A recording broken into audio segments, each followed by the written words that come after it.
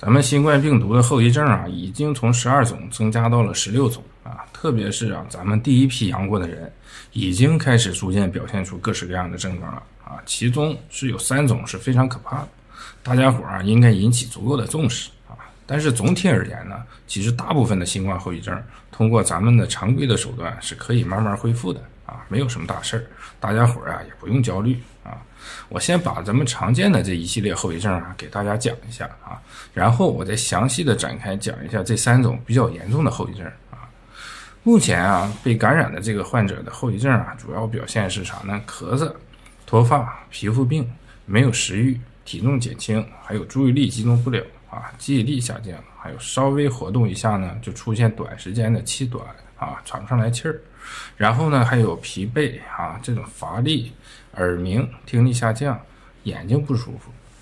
对于女性患者来讲有这个月经经期的改变啊，还有针对男性有这个生殖功能的影响。其实这些东西都不用太担心啊，有些人因为这些导致焦虑还有抑郁，真的没有什么必要啊。因为啥呢？因为咱们这个新冠病毒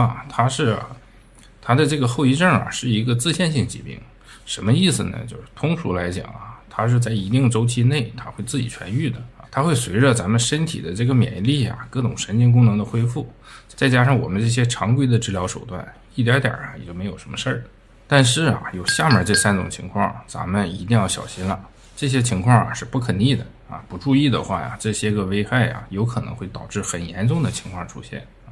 那么第一种呢，就是肺纤维化，尤其是老人大家伙都知道这个白肺的死亡率是非常高的有一部分治愈了以后也会遗留肺纤维化这就是为啥咱们复查 CT 的时候发现咱们肺的片子更白了的原因，因为肺纤维化之后密度增高。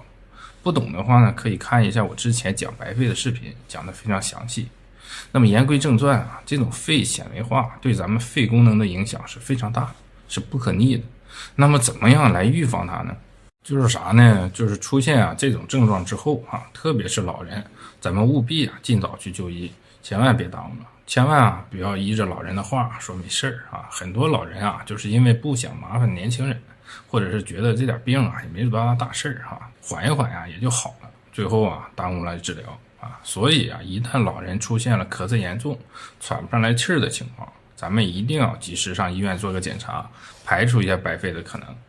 当然我要补充说明一点，这个白肺它主要受众群体还是以老人为主。我统计了一下，我最近接诊这1000多名的新冠患者之中发展成白肺的比例不到 8%， 其中有 80% 以上的人是老人这个 8% 的比例这说大不大，说小也不小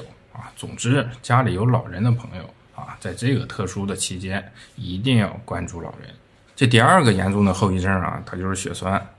咱们感染了之后到医院去做检查，发没发现这个凝血功能的指标有很多人它都是异常的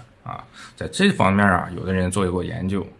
说在这一次30天的新冠感染之中它导致肺栓塞的风险增加了33倍，导致深静脉血栓的风险呢增加了5倍这个肺栓塞呢它是要命的而那个下肢深静脉血栓呢，如果血栓一旦脱落了，严重了也是会要命的。那这种会出现什么症状呢？那比如说单侧这个肢体比如说这个小腿发红发肿，然后有一种抽筋这个感觉，咱们就要小心了。肺栓塞的症状它主要是胸部出现不明原因的疼痛，压榨性的疼痛，上不来气儿含硝酸甘油休息都是不能缓解的。如果出现这些情况，咱们赶紧到医院去治疗通过治疗通常问题也不大那么深静脉血栓呢是可以预防的呢那怎么预防呢第一就是别长期卧床，特别是老年人。第2就是咱们可以适当捏一捏小腿肚子，或者说活动一下脚脖子这都可以预防下肢深静脉血栓形成在这儿我要补充说明一下这疫情期间只是加重了患上这2种疾病的风险，整体上因为新冠感染导致这2个疾病发生的概率是极小极小的我在这儿也是主要提醒大家注意日常防护和健康有关的事儿也是咱们顺手的事儿咱们就别大意。那么第3个严重的后遗症就是这个老人的老年痴呆、阿尔兹海默氏症有一项研究是发表在《阿尔兹海默症杂志》的他对600多万65岁以上的美国人进行统计学分析发现被感染新冠了之后1年内诊断阿尔兹海默症的风险高出了50%到80%咱们年轻人可能不理解这个阿尔兹海默的症它一点一点的忘事让人稀里糊涂的，导致这个老年人是非常的痛苦那么如何去发现老人是否有阿尔兹海默症的表现呢？其实不管有没有疫情，咱们家里有老人的朋友，我都希望你认真的记住以下6大征兆因为这个阿尔兹海默症人老了都有患病的风险我们平时就得多留意一下。第一个征兆可能就是性格大变这个老人可能会出现突然间这个冷漠、猜疑、不愿出门、自我封闭对身边的人感觉特别敏感那第二个征兆就是记忆力的减退。老人他远期记忆力还行短时间内的记忆力他会明显的减退，忘事儿。比如说什么东西放在哪儿了，怎么都想不起来或者是说反反复复的重复一个动作反反复复的说一句话，做一件事那么第三个征兆就是时间和空间感出现异常了患者无法去自行判断自己在什么时间分不清上下午了，出门也记不清方向，容易迷路，自己在哪他都不知道第四个征兆就是思维的混乱没有办法表达自己的想法，说不清楚，